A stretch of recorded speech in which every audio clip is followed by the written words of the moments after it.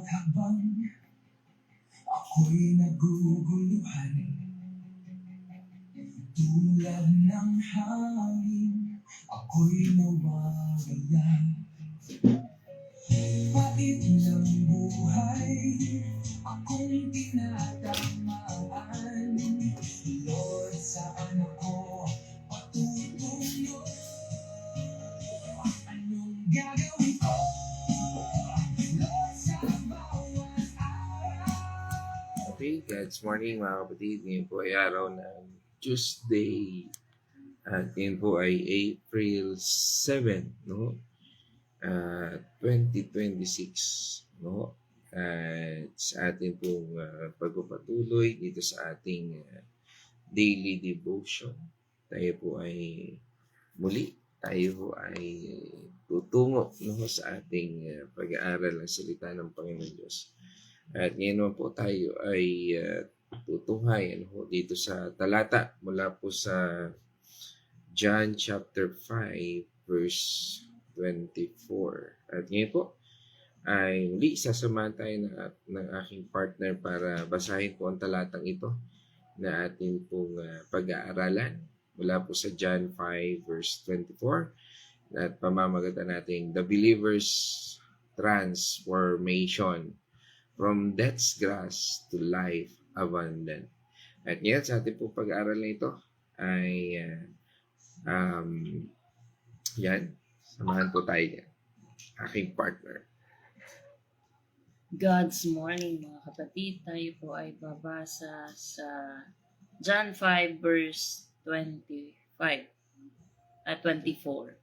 Pakatandaan ninyo ang nakikinig sa aking salita at sumasampalataya sa nagsugo sa akin ay may buhay na walang hanggan.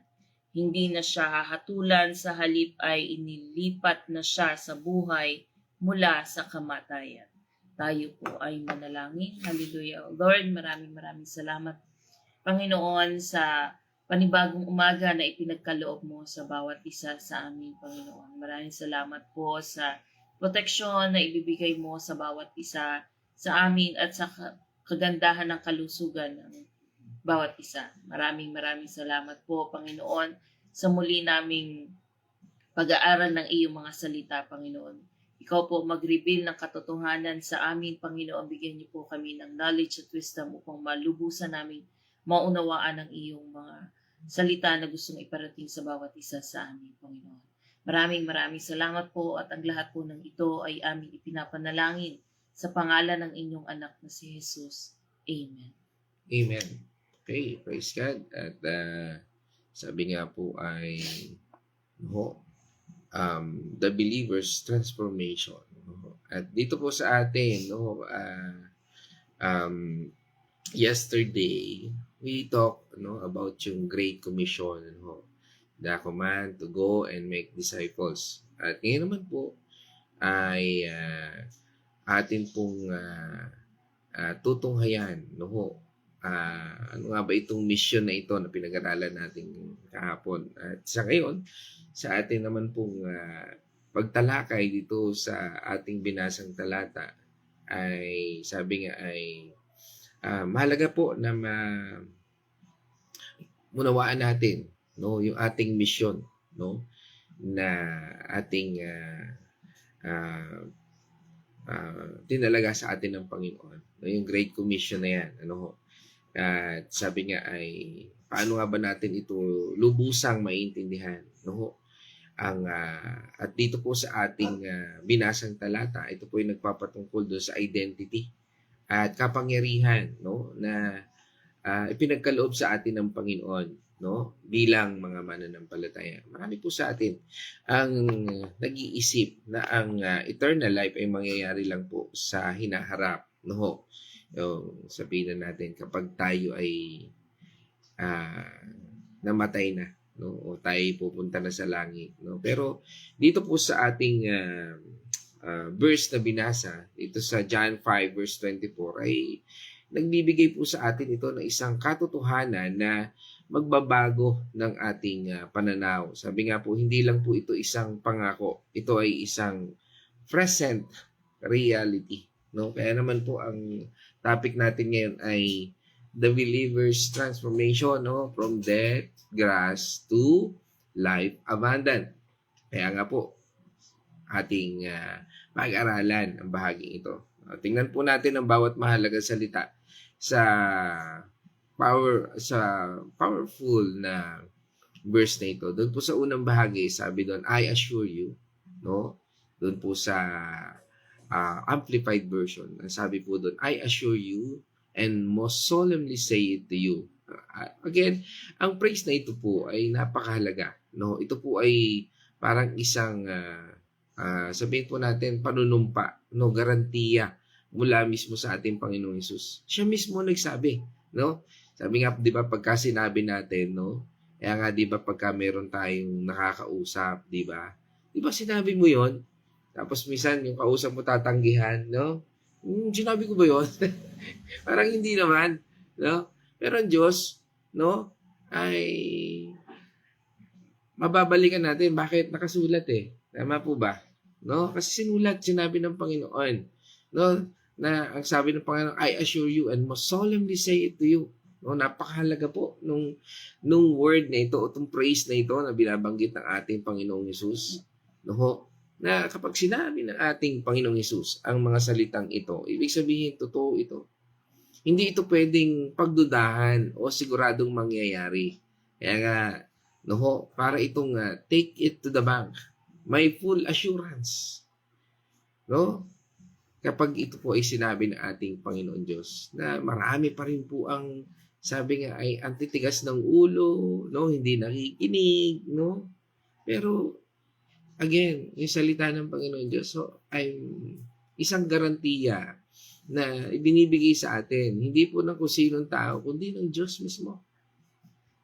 Kaya nga, doon sa sumunod na bahagi, sabi, the person who hears my word, it means to the one who heeds my message. Ito po hindi basta marinig lang ng tainga. Kundi ang heeds dito, o yung makinig at sundin, ang kanyang mensahe. Yan po ang ibig sabihin na pag napakinggan mo, kinakailangan mo sundin. Kinakailangan mo internalize. Hindi sa kung paano sinabi ni Pastor, kundi kung paano sinabi ng Panginoon. Ano ba ang pag-uusap sa atin?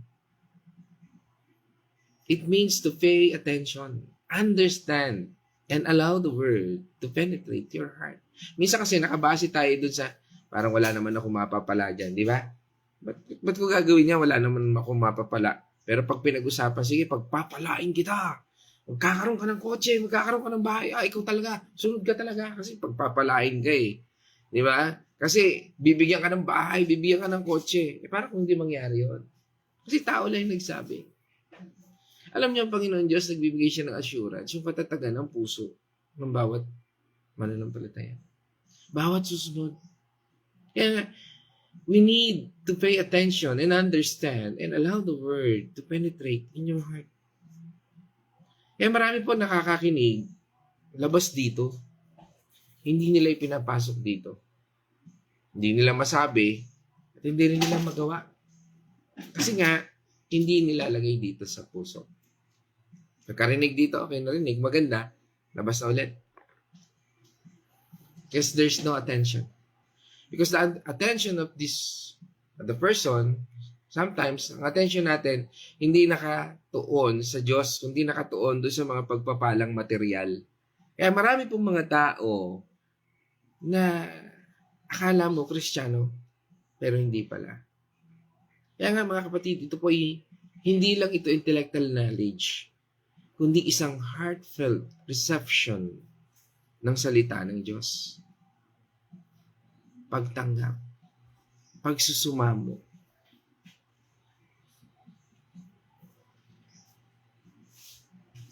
Kaya mapapansin mo yung mga tao talaga na nakakapakinig ng salita ng Panginoon Diyos. Sila yung sumusunod.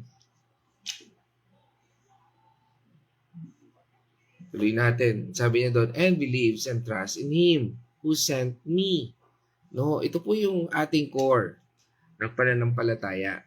No, ang believe ay hindi lang basta naniniwala na ako ang totoo. O sabi nga ay na naniniwala na totoo ang Diyos. May sinasabi ng Panginoon na siya ay totoo. Sabi niya, hindi lang ito yung paniniwala na totoo si Kristo. Sabi nga niya doon, and believes and trusts in Him who sent me. Napag-aralan din natin yan. Di ba? Learn, believe, and obey. Ang tatlong bagay ng isang talagang sumusunod sa ating Panginoon Diyos. Pinag-aralan, may nagturo, naniwala ka, hindi sumusunod ka na.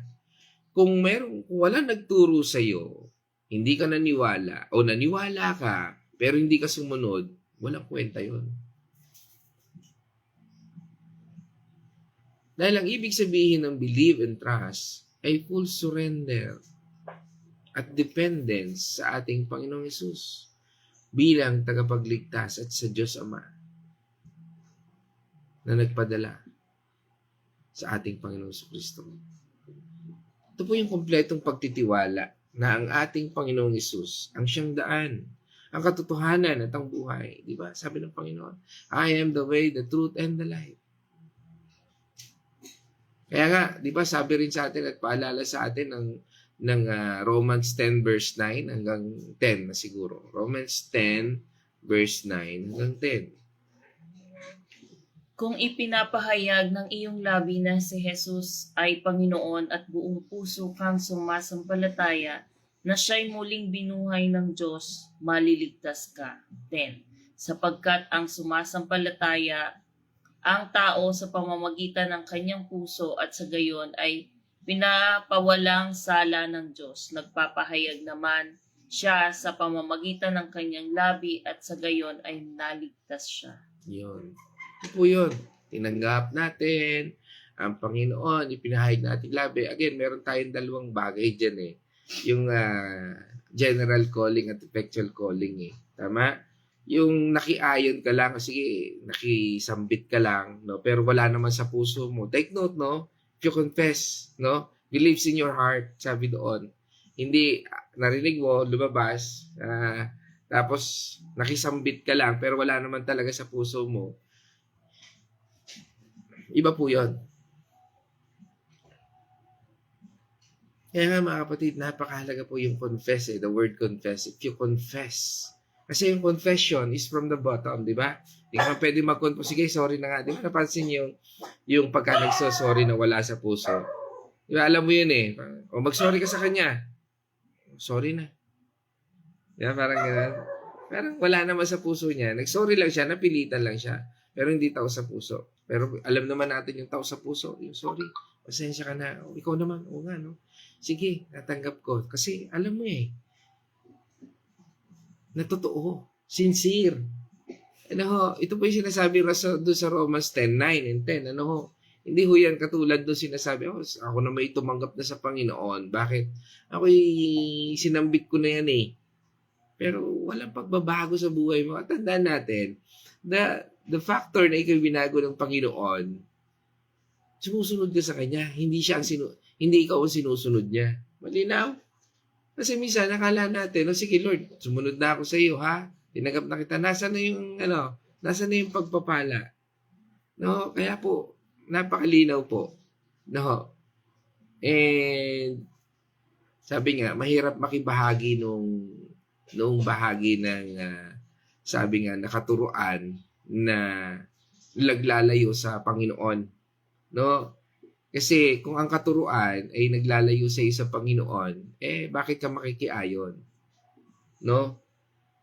Mas maigi pang sabi nga sumunod ka sa Panginoon kaysa makiayon ka dun sa mali, no? At doon sa sumunod na talata, possesses now eternal life. It means that is eternal life actually begins. The believer is transformed. Yan po yung sinasabi doon. Kaya makikita po natin doon sa Amplified Version may footnote eh. Na ang simbolo raw po ng mayroong eternal life ay yung mga buhay ng mga mananampalataya na nabago. Binago ng Diyos. Hindi po binago ni pastor. Kundi binago mismo ng salita ng Panginoon Diyos. Na yung salita ng Panginoon Diyos ang siyang nagbabago sa buhay niya. Sinusunod niya yung mga bagay No? Kaya nga parang sa buhay ng Kristiyano, what's next? Parang ganon. Sige, susunod ako, gagawin ko. Basta sinabi ng Panginoon, gagawin ko yan. Ito yung game changer dito. Mapansin po natin, ano?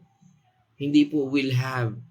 Ang sinabi diyon, has, possesses, now. Ano po yun? Eternal life. At yung footnote yun, that is eternal life actually begins the believer is transformed. Kaya po, ito ay hindi lang will have o hopefully gets, kundi has, possesses now. Ngayon, na pag narinig mo yung salita ng Panginoon Diyos, ang usap siya sa iyo. Dahil ang buhay na walang hanggan ay nagsisimula sa sandaling tanggapin natin ang ating Panginoong Hesus. Hindi ito isang reward na hinaharap, kundi isang kasalukuyang pag-aari. Tayo po ay pag-aari na ng Diyos. Marami po mga Kristiyano na matagal nang uma-attend sa church pero hindi pa talaga tunay na believer. Yan po ang katotohanan. Dahil hindi pa ho siya natatransform. Hindi pa ho siya nababago. Dahil ang tunay na pagbabago ay makikita natin sa pamamagitan ng pagsunod sa Diyos. Kaya nga po dito sabi doon, at dahil dito, the believer is transformed. Ang identity, ang purpose, at destiny, ang destination natin ay nabago instantly. We born again, sabi nga doon, di ba? Sa 2 Corinthians 5:17, ano sabi doon? Kaya't kung nakipag-isa na kay Kristo ang isang tao, isa na siyang bagong nilalang, wala na ang dati niyang pagkatao. Sa halip ito ay napalitan na ng bago. Amen. Yun po yung ibig sabihin ng born again. Nabago na ang kanyang pagkatao. No? Hindi na ho siya nakikiayon doon sa natin niyang pagkatao. At sumunod po doon sa talata, and does not come into judgment and condemnation. Napakalaga po nito. Dahil sa sakripisyo nating Panginoong Hesus, tayo na po, o tayo, mga mananampalataya, ay exempted sa judgment. Yan po yung katotohanan doon. Kung tunay ka na ng palataya, you are exempted sa judgment o yung condemnation for sin. Hindi po ito nangangahulugan na hindi na tayo haharap sa Diyos. No? Ibig sabihin po nito, hindi na tayo haharap sa Diyos bilang isang hukom na nagkokondena sa atin, kundi bilang isang ama na nag-aantay sa kanyang mga anak. Di ba? Ano po yung isang ilustrasyon niya ng ating Panginoon Jesucristo? Tunghayan po natin yung prodigal son, yung Luke chapter 15, verse 20 hanggang 24. Luke chapter 15, verse 20 hanggang 24. Yan, hanggang 24.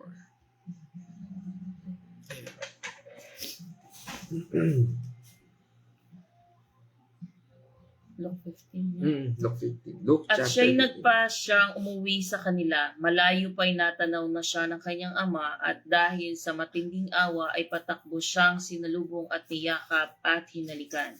Sinabi ng anak, Ama, nagkasala po ako sa Diyos at sa inyo. Hindi na po ako karapat-dapat na tawaging anak ninyo. Ngunit tinawag ng ama kanyang mga alila, Madali, kunin ninyo ang pinakamagandang damit at bihisan ninyo siya. Suotan ninyo siya ng singsing at bigyan niyo siya ng sandalyas. Katayin ninyo ang pinakamatabang guya at kayo'y magdiwang, sapagkat ang anak kong ito'y namatay na, ngunit siya ay nabuhay, nawala, ngunit muling natagpuan, at sila nga'y nagdiwang. Yan. Kaya nga po, napakalaga po ng baptism sa atin that represent. Kung ganun po tayo tinanggap ng Panginoon Diyos, pag ikaw ay nagbalik sa Panginoon, hindi niya na, kahit na sinasabi niya, hindi ako karapat-dapat, kahit sabihin natin, hindi tayo karapat-dapat, which is true, pero dahil sa nambalik tayo sa Panginoon, no? Tatanggapin na tayo, maghahanda siya. Ganun po ang sinasabi rito sa atin ngayon. And that is the clear representation, example ng ating Panginoon sa ating pananampalataya. Kaya nga tayo na born again eh. Di ba? Kaya tayo nung binautismuhan, no? And I congratulate, no, yung sa last Sunday, ng celebration natin doon, no, service natin, no, na meron tayong 12 kapatid na who obey our Lord, no, ay napakaganda po noon kasi ito po yung isang representasyon na sinasabi ng Panginoon. Hindi man tayo ang nagbayad ng kasalanan dahil ang ating Panginoon Jesus, pero tinanggap ng Panginoon ang buong kabayaran na yun. Dahil siya yung namatay, inilibing at muling nabuhay. Naintindihan? Yun po yun. At ngayon, tayo ngayon ay tumanggap sa Panginoon. Na-born again tayo. Sumunod tayo sa Panginoon. Now, there's no condemnation. Wala nang dahilan para kondenahin tayo. Di ba? Ano po yun? Sabi ng Romans 8 verse 1. Ano po sabi doon? Kaya nga hindi nakahatulang maparusahan ang mga taong nakipag-isa na kay Kristo Jesus. Iyon. Kaya doon, for Christ there is no condemnation. Ikaw na nananampalataya. Ibig sabihin, sumunod sa Panginoon Diyos. Hindi nakiayon. Kasi pagka naniwala ka, naniwala naman ako pero hindi ka naman sumusunod. Hindi po ganun ang pananampalataya. Dahil ang pananampalatayang walang pagsunod ay patay. Yun po yung sinasabi ng James doon. Nananampalataya ka nga, pero pwede kang sabihin mo, nakitango ka lang pero hindi ka naman talaga naniniwala di ba? Kahit ka sa church sabihin mo, amen? Kahit hindi nyo nanaintindihan, amen, kasi nag-amen din yung katabi. Tama? Pero kung hindi ka nakapokus sa Panginoon, sa salita ng Panginoon Diyos, parang hindi mo naintindihan. Kaya nga pagka yung tatanungin mo di ba, minsan ang message, kumusta? Kumusta ang message last Sunday? Ang ganda. Ano nga yung message last Sunday? Ang ganda. Basta ang ganda. Wala kasi yung focus At in reality, talaga minsan nakakalimutan because of the focus. Kaya nga for Christ, there's no condemnation. Kaya nga mga kapatid, napakahalaga po na maunawanan at maintindihan natin. No? At sa bandang huli, sabi doon, but has passed from death into life. Ito po yung total transformation na tinatawag. Mula sa spiritual na pagkamatay o yung sa mga separation from God, katulad nung binasa natin kanina doon sa prodigal son, doon sa Luke 15, actually, yung story na yun, napakahaba pa, pero sinorkat na lang natin yun kasi yun po yung yugto na kung saan ay ipinakita doon na hindi binanggit yung kasalanan ng prodigal son. No? Kasi nagbalik na siya From the moment na nakita niyang pabalik ang isang anak niya, sabi nga doon sa yugto na yon, agad-agad niyang tinakbo yung anak niya. Di ba? Para yakapin at talikan. Hindi para pakinggan kung ano yung kanyang... Kasi nagbalik na siya Kaya nga kung tayo nagbalik na, ibig sabihin, we are born again, nabaptize ka, sumunod ka sa Panginoon, nakikinig ka na, ano yan? That is a sign na nagbalik ka na sa Panginoon. Hindi yung lulubog lilitaw ka, parang kabuti. Lulubog lilitaw. Yeah? Kaya nga mga kapatid, ang pagbabago ay hindi sa pamamagitan ng pagsunod lamang sa salita, kundi you need to hear in your heart na nandun talaga yung transformation sa buhay mo. Napansin po natin dito yung word na death. No? Ito po ay hindi lang physical death, kundi ang spiritual death na dulot ng kasalanan. Pero sa pamamagitan po ng ating Panginoon Jesus, tayo ay Passover. Parang yung sa Easter story, di ba? Yung He is risen. No? Parang ganun po yun. Dumadaan tayo sa Passover mula sa kapangyarihan ng kasalanan at kamatayan. Tayo ay hindi na mamamatay. Maaari yung physical body natin mamatay, pero yung ating spiritual hindi na. Wala lang kamatayan po doon. At tayo ay patungo sa buhay na walang hanggan at presensya ng Diyos. Bakit? Ang nangako sa atin ay ang Diyos. Hindi siya sisira dito. Kaya nga mga kapatid, paano ito makakapekto sa ating buhay ngayon? Claim your present reality. Tanggapin mo. Kung ikaw ay tunay, again, kung ikaw ay tunay na nananampalataya sa ating Panginoong Hesus, meron ka ng buhay na walang hanggan. Ngayon, huwag mong antayin ang bukas. Live your life with assurance and power of eternal life dwelling within you. No, you have eternal life. Diba? Sabi sa atin sa 1 John chapter 5 verse 11 to 13. At ito ang patotoo. Ipinagkaloob sa atin ng Diyos ang buhay na walang hanggan at ito'y makakamtan natin sa pamamagitan ng kanyang anak.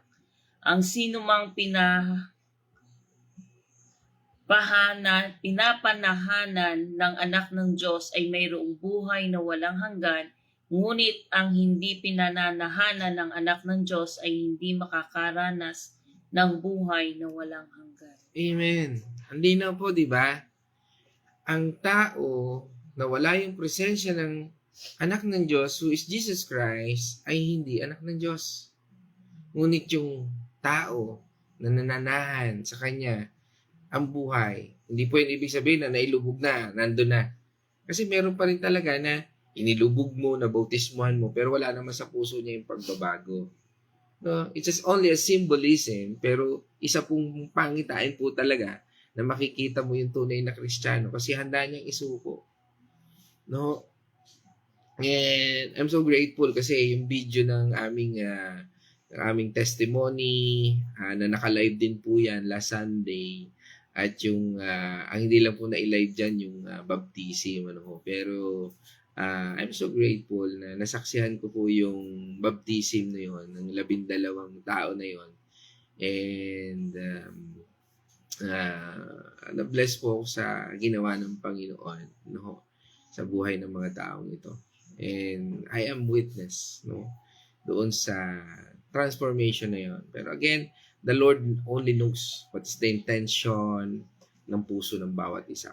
Pero for me, I was amazed by the works of our Lord Jesus Christ, the Holy Spirit, and our Abba Father. So yun po yun. Kasi napakahalaga po sa atin. Sinasabi rin sa atin, di ba? He who believes has eternal life. Pangako po na tayo dapat panghawakan natin yung pananampalatayang yun. Di ba? John 3 verse 36. Ano po sabi doon? John 3 verse 36. John 3. Verse 36. Yeah. Ang sumasampalataya sa anak ng may buhay na walang hanggan, ngunit ang hindi sumusunod sa anak ay hindi magkakaroon ng buhay. Sa halip, mananatili sa kanya ang puot ng Diyos. Ayun, ang sakit. Kung hindi ka sumunod, kaya po yung Great Commission natin, kaya tinawag na Great Commission, no? Kaya nga great no? Ay utos. Ang mahalagang utos ng Panginoon Diyos, sabi ng Panginoon, go therefore, make them disciple, baptizing them in the name of the Father and the Son and the Holy Spirit. Napakalaga po nun.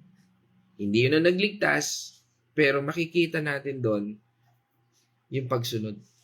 Makita natin, kaya ako may pagkakataon ka. Bakit? Kasi hindi naman lahat nagkakaroon ng pagkakataon na mabautismuhan. Tama? Tulad nung kasama ni Jesus Christ sa cross, yung dalawang magnanakaw, si Dimas at saka si Hestas, meron doon hindi nanampalataya at meron doon nanampalataya. Pero sabi ng Panginoon, ngayon pa lang isasama na kita sa aking kaharian. No? Bakit? Kasi nga, wala nang pagkakataon yon para mabautismuhan. Ibang case po yon. Pero kung ikaw, meron kang pagkakataon para mabautismuhan, ba't hindi mo gagawin? And that is questionable faith.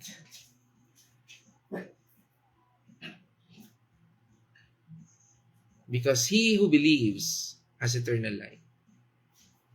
Malinaw po na sinasabi yun ang salita ng Panginoon Diyos. Ano pa? Iba yung una natin. Ano sabi doon? Claim your present reality. Ikalawa, live free from condemnation. Marami pong Kristiyano ang nabubuhay pa rin sa takot ng paghukom. Pero sabi nga po ng salita ng Panginoon Diyos ay malinaw. Kung ikaw ay kay Jesus, hindi ka na kondenado o you are not condemned. Lagi nating tanggapin. Sabi nga ay na ang katotohanan ito. Tanggapin natin ang kapatawaran at lumakad tayo sa kalayaan ng Diyos. Pinatawad na tayo ng Panginoon. Di ba? Kaya sabi natin, di ba, sa Romans 8 verse 1 and 2. Kaya nga hindi nakakatulang maparusahan ang mga taong nakipag-isa na kay Kristo Jesus. Wala na ako sa kapangyarihan ng kasalanan at kamatayan sapagkat pinalaya na ako ng kapangyarihan ng Espiritong nagbibigay buhay sa pamamagitan ni Kristo Jesus. Take note, the word no condemnation dito ay sinasabi yung mga taong nakipag-isa sa ating Panginoong Hesus. Di ba yung baptism ay pakikipag-isa sa Panginoon? Naniwala ka, di ba, kaya nga ikaw ay nag-testimony. Nag-testimony ka, Lord, ako po itong dati, kaya that is a public declaration, no? Na binago mo. At ngayon ako'y handang sumunod sa iyo. Yan po yung pakikipag-isa sa Panginoon. Kaya nga po, you've been baptized. Sabi nga, you've been immersed. That's signification ng death and life and resurrection ng ating Panginoon sa Kristo. Yun po yung pakikipag-isa. Malinaw po yun. Ano pa? Be transformed daily. Ang transform sa state natin ay nag-uumpisa sa faith. Pero patuloy tayong nagiging katulad ng ating Panginoong Kristo araw-araw. Yan yung buhay na binabago. No? Kaya nga po yan, nung pinag-aralan namin po noong last Sunday, the 3 stages of sanctification. Yan po yung initial, progressive, at final. No? Yan po yung kinds of sanctification sa buhay natin. Ito po yun. Being transformed, ayun po yung buhay natin na nababago hanggang sa maging katulad tayo ng ating Panginoong Kristo. Araw-araw, you are being renewed, no, by the Holy Spirit. No? Allow Him to transform our thoughts, our words, and action. Diba sabi sa atin doon ng ating Romans 12 verse 2? Huwag kayong makiayon sa takbo ng mundong ito. Mag-iba kayo sa pamamagitan ng pagbabago ng inyong pag-iisip upang maunawaan ninyo ang kalooban ng Diyos, kung ano ang mabuti, kalugod-lugod at ganap na kaloob niya. Amen. Sabi doon, be transformed by the renewing of your mind. Yan po yun. Hindi tayo nakikiayon lang sa mundong ito. Be a testimony of life. Ang buhay po natin ay testimonya ng pagbabago ng Diyos. Mula sa kamatayan tungo sa buhay. This is our testimony. Ibahagi natin ang buhay na ito sa iba. Let your life be a living testament to the transforming power of our Lord Jesus Christ. Diba? Lagi sinasabi sa atin, let your light shine. Diba? Sa Matthew 5 verse 16, ano po sabi doon, di ba? Matthew 5 verse 16, no? Ako na lang po. Matthew 5 verse 16. No? Sabi doon, let your light shine. Pero dito po sa Tagalog, ba? Dali lang po. Ayaw magbukas. Yeah. Sabi po dito ay, pa tayo magbukas. Ano na sa March? 5:16. 5 verse 16. Ayaw magbukas. Sabi doon, let your light shine. No? Magliwanag tayo sa mundong ito. Mga mahal kong kapatid sa Panginoon. No? Ang John 5:24 ay hindi lang po isang magandang pangako. Ito po ay isang foundational truth na dapat nating yakapin at ipamuhay. Ikaw na nakikinig ngayon, kung tunay mong tinanggap at pinagkakatiwalaan ng ating Panginoong Hesus, meron ka bang buhay na walang hanggan? Tandaan natin, kung tinanggap mo ating Panginoong Hesus ng buong puso, nanampalataya ka, hindi buong uso lang, hindi ka naharap sa hatol. Ikaw ay ganap nang lumipat mula sa kamatayan tungo sa buhay. Let this truth empower you today. Live with purpose, with freedom, and with the joy of your salvation. Mga kapatid, dyan po ako magtatapos. And God bless your day ahead. Keeping shining from our Lord Jesus Christ. Ngayon naman tayo po itutungo doon sa Wednesday reflection. God's morning mga kapatid. Dami po nating natutunan ngayong umagang ito sa ating talata na nagmula sa John 5 verse 24. Isa po dito ay ang kahalagahan ng tunay na pakikinig. Hindi lang basta pakikinig kundi seryosong pagtanggap at pag-unawa sa salita ng Panginoong salita ng Diyos na nakakapagpabago sa bawat isa sa atin. Ito po ay yung totoo nating tinanggap or pinakinggan ang salita ng ating Panginoon. Sabi nga po kanina, hindi lang pumasok sa kabilang tenga at lumampas sa kabilang tenga. Ito po ay tumimo sa ating puso at pinahalagahan natin. Ito po ay makakapagpabago sa buhay natin kung totoong tayo ay nakikinig sa salita ng ating Panginoon. Para pong utos yan ng utos yan ng magulang sa anak, na ang anak ay kapag inutusan natin, di po ba, kapag or pinagsasabihan natin, minsan hindi tayo pinapakinggan kasi wait, wala yung focus.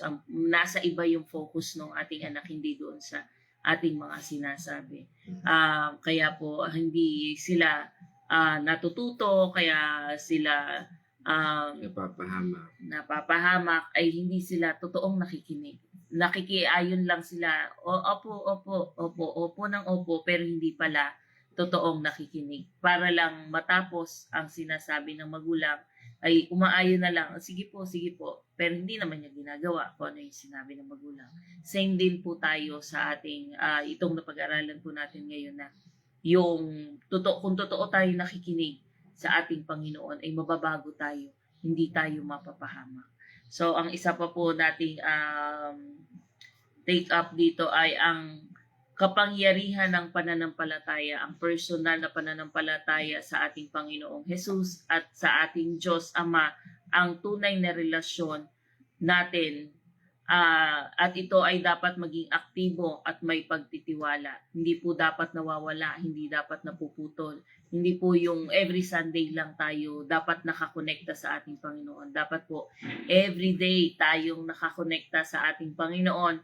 Hindi po dapat isang beses lang. Kasi di po ba, yung iba po sasabihin na, sabi ng Panginoon, di ba sabi ng Biblia, isang araw ka dapat magpahinga at sumamba sa ating Panginoon. Hindi po.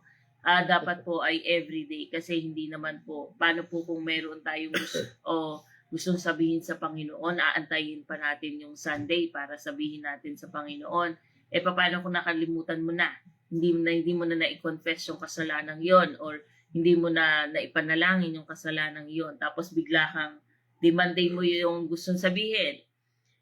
Wednesday, kinuha ka na. Namatay ka na, hindi ka na umabot ng Saturday, hindi mo na na-confess ngayon sa Panginoon yung iyong kasalanan. Kaya kung ikaw ay nagkasala man or may gusto kang sabihin o isumbong sa ating Panginoon, ngayon mo na gawin. Hindi mo na ipagpapabukas, hindi mo na aantayin pa yung Sunday. Sapagkat ang pagtitiwala natin sa ating Panginoon na tayo ay Kanyang patatawarin at ililigtas ay naandoon sa salita na ating napag-aralan ngayon. At ang regalo ng buhay na walang hanggan, yun nga po, ngayon na. Ngayon na natin natanggap yun kung totoo nating tinanggap ang ating Panginoong Jesucristo at sumasampalataya tayo na ang Panginoon lang ang tanging tagapagligtas natin. Ngayon mo na nakuha ang buhay na walang hanggan. Pero may po yun, may kadugtong. May comma, hindi siya period lang. Kung ang buhay mo ay naka-align sa ating Panginoon, hindi yung basta mo lang tinanggap or basta mo lang pinakinggan or basta mo lang inaccept ang ating Panginoon, dapat iaayon mo din. Mababago at mababago ang buhay mo sa pamamagitan ng paggabay sa iyo ng Holy Spirit, at kung tatanggapin mo na ang ang buhay mo ngayon ay naka-align na sa ating Panginoon at hindi na yung sarili mong pag-iisip, sarili mong gawa ang masusunod, kundi ang Panginoon ang masusunod sa buhay mo. Ang buhay na walang hanggan ay isang kasalukuyan na pag-aari ng nating mananampalataya sa sandaling tinanggap natin ang ating Panginoon. Doon na po nagsisimula. Hindi po yun natatapos doon. Yun pa lang po ang simula ng ating buhay na walang hanggan kung tayo ay susunod sa ating Panginoon. Ang kalayaan mula sa kahatulan. Dahil sa pagbabayad ni Jesus, ang mga mananampalataya na kagaya natin ay hindi nahaharap sa hatol ng kanilang mga kasalanan at magbibigay ng kapayapaan at katiyakan. So yun po, kung tayo po ay nag-confess na o yung mga kasalanan natin, yung mga dati nating mga kasalanan ay pinangumpisan. Confess. Kinonfess na natin sa ating Panginoon, Repent. humingi na tayo ng kapatawaran sa ating Panginoon. Siguradong tayo'y patatawarin ng ating Panginoon. Basta kung tayo ay mananampalataya sa Kanya. So, yung malaking pagbabago po sa ating buhay ay magsisimula sa pag-confess natin ng ating mga kasalanan. Kapagkat kung hindi pa rin po natin nako-confess yung ating mga kasalanan, ay naandun pa rin po tayo. Paulit-ulit pa rin yun sa atin. Hindi po yun mawawala. Kung wala pong repentance na mangyayari. Puro lang salita yung paghingi natin ng kapatawaran, pero hindi natin binabago ang ating sarili. Baliwala lang din po. Dito po ang mga aral na ito ay nagpapaalala na ang mga na tayong mananampalataya na sa ating Panginoong Hesukristo ay nakaposisyon na sa atin sa ating daan papunta sa ating Panginoon. Na ang ating pong tungkulin ay ibahagi ito sa iba at hindi po ito nagtatapos sa isang panalangin at pasasalamat at paghingi ng gabay upang maisapamuhay ang mga katotohanan ito. Dapat din po nating ibahagi din sa iba. Hindi po dapat sarili lang natin na lahat itong mga natututunan natin ay hindi natin ibabahagi sa iba, ay parang sarili lang po natin ang maliligtas. Kailangan po ay ibahagi din natin sa iba lahat ng ating mga natututunan. Yun po, maraming salamat po and God bless sa inyo. Okay, God's morning. Yan na po tayo magtatapos. Yan, tayo po ay dadako muna pala sa ating pagbati sa ating mga kapatid online. Yan. Sa pangunguna po ni Nay Edna Arosena, kasama po natin. Yan, mula po sa bayan ng Liliw. Yan. Batiin natin ng Arosena family. Yan. At tungo naman po tayo dito sa Barangay Concepcion, San Pablo City, dito sa Carmelite. No? Yan, pagbati natin sa ating kumpare, kaibigan. Yan. Kay dyan sa mag-asawa, no? Kay paring Arthur at kumaring Carmeline. Siyempre, pagbati rin natin kay Pau at kay Julene dyan sa Barangay Concepcion. At pagbati na rin natin sa ating inaanak na lagi din nakikinig dyan, si Tyrone at si Janessa. Yan. Sa aming inaanak na yan. Yan. At tungo naman po tayo sa bayan ng Bulakin. Yan. Kasama po natin dito. Nandito ang ating Nay Marta. No? At pagbati natin sa mga kapatid natin dyan sa Bulakin. Dyan kila Kuya Chris, si Nay Gori, yan, at sa lahat ng mga kapatid natin dyan, si kay Naylina, no, na talagang nakakatuwa po ang pag nakaka-bless, no, ang buhay ninyo na pagsuko ninyo sa ating Panginoon. Purihin ng Diyos sa inyong magkakapatid, no, kay Nay Winnie, sa iyo, Nay Marta, at kay Nay Gori, no, pagpalain po kayo ng ating Panginoon Diyos. Yan, at sino pa? Yan. Yan. Pagbati rin po natin, yan. Nabati ko na rin si Nay Winnie Patual dyan sa Villa Escudero, no? Pagbati natin dyan, no? Sa inyong buong pamilya dyan. Diyan, kasama rin po natin from Barangay Santo Niño. Yan, kasama po natin si Nay Josie. Yan, isang mapagpalang umaga po sa inyo, Nay Josie. At sa inyong buong pamilya. Yan, at tungo naman po tayo sa Dubai, no? Kasama po natin ang ating kapatid kay si Maria Bunalos, no? Yan, Bunalos, yan. From Dubai, yan, isang mapagpalang umaga po, no, sa inyo, and God bless po. Yan, at sa inyong mga kasama dyan sa Dubai. No? At tungo naman po tayo sa Dolores, Quezon. Kasama po natin si Tatay Victor at ang kanyang asawa, si Nanay TC. Isang mapagpalang umaga po sa inyo, Tay Victor. No? At yan, from Israel, no? Nagbalik. No? Magkasunod pa itong mag-asawa. Nakita ko dito, no? Yan, ang mag-asawa ni Brother Ian. Yan, ako, aking kapatid na ito na nabautismuhan din ito last Sunday. No? Purihin ng Diyos sa buhay mo. Sa inyo mag-asawa, no? Yan, si Sister Maria Fe. I know na tuwan-tuwa si Sister Maria Fe, no? Kagalakan na nag-uumapa mula sa Panginoon Diyos, no? Yan, kay Sister Maria Fe na ngayon ay nasa Israel, no? Na yan, kasama po natin dyan, no? Yan si Sister Maria Fe, mag-asawag ito. Yan, kay Brother Ian at Sister Maria Fe, no? At pagbati rin natin sa kanilang mga anak, no? At sa kanyang buong pamilya. Alejandrino at Artillaga pamilya. Kasama rin natin ito si Sister Nella, no? Nunoso family, isang mapagpalang umaga po sa inyo. Yan. At ito, nabautismuhan din ito kasama ng kanyang dalawang mga anak. No? Purihin ng Diyos sa buhay ninyo. Yan, sa Nunoso family. Yan, congratulations, Atenela, Tiff, no? At aloha, sa mapagpalang umaga sa inyo. At kasama rin natin ngayon ang ating kapatid yan, Bernard Castillo Mandiguma, no? Isang mapagpalang umaga diyan sa ingat sa project, no? Sobrang init, no? Sa site ngayon. Okay.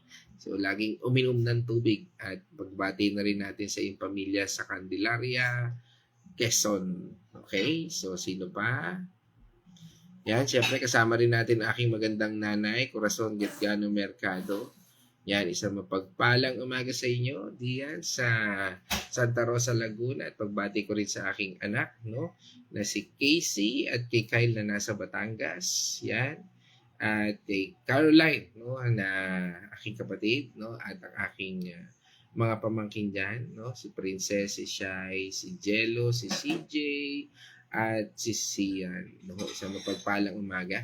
At tungo naman po tayo sa Bae, Laguna, no? Kasama po natin ang ating matalik na kaibigan niya, si Mike Biray the third, at pagbati natin sa buong Biray family, sa mag-asawa kay Sister Grace at Brother Mike ngayon, kasama rin po natin, at pagbati rin natin sa buong family, kay Miko, kay Carl, kay Ellie, at syempre kay Dion at sa aking inaanak na si Butchay, no? At syempre aking kumaring si Dayan, sa mapagpalang umaga po sa inyo dyan, no? Sa Bae, Laguna. Yan. At sino pa? Yan, from USA naman po, kasama natin ng Dao family. Yan, sa pangunguna ni Nurse Abby, isang mapagpalang umaga po sa inyo at purihin ng Diyos sa inyong buhay. Yan, at yan, kasama po natin si Nurse Abigail Dao from Seattle, Washington, no, USA. Yan. Yan, nabanggit ko na rin si Kuya Chris kanina. Isang mapagpalang umaga po sa inyo, Kuya Chris. Yan. At sino pa ba? And that's all. Wala na po. No? At wala na akong nakikita rito. Ano ho? Ayan. Okay? So, that's all mga kapatid. Tayo po ay manalangin. Let's all pray. O maraming Diyos na makapangyarihan, kami po ay nagpapasalamat sa mayamang biyaya at awa, Lord, na iyong pinagkaloob upang ipaunawa sa amin ng iyong salita. Dalangin po namin, Panginoon, na pakalinisin mo ang salitang ito at magbigay sa amin ng lakas, patnubay at gabay. Hindi para, Panginoon, kami ay manghina, kundi para magkaroon po kami ng lakas, Lord, na sumunod sa iyo. Bigyan mo kami ng tamang ang kasangkapan upang maunawaan namin ang salitang ito at magbigay sa amin ng pagbabago na naayon sa iyong kalooban. Tanging salita mo lang, Panginoon, ang magbigay sa amin ng pagbabago sa pamamagitan ng iyong banal na Espiritu na siyang sa amin po ay nagbubukas at nagbibigay, Panginoon, ng lakas na nagmumula lang sa iyo. Again, O Lord, sa lahat ng ito, patuloy at gabay, O Lord, sa iyong pangalan, sa pangalan ng Ama, ng Anak, at ng Banal na Espiritu. At ito po'y aming papuri, pasalamat sa tanging pangalan ng iyong nag-iisang anak na si Jesus Cristo, ang aming Panginoon at tagapagligtas. Amen and amen. Mga kapatid, let us shout the shout of victory. Christ has died. Christ has risen. Christ will come again. And together, we are for Christ again. God's morning, everyone.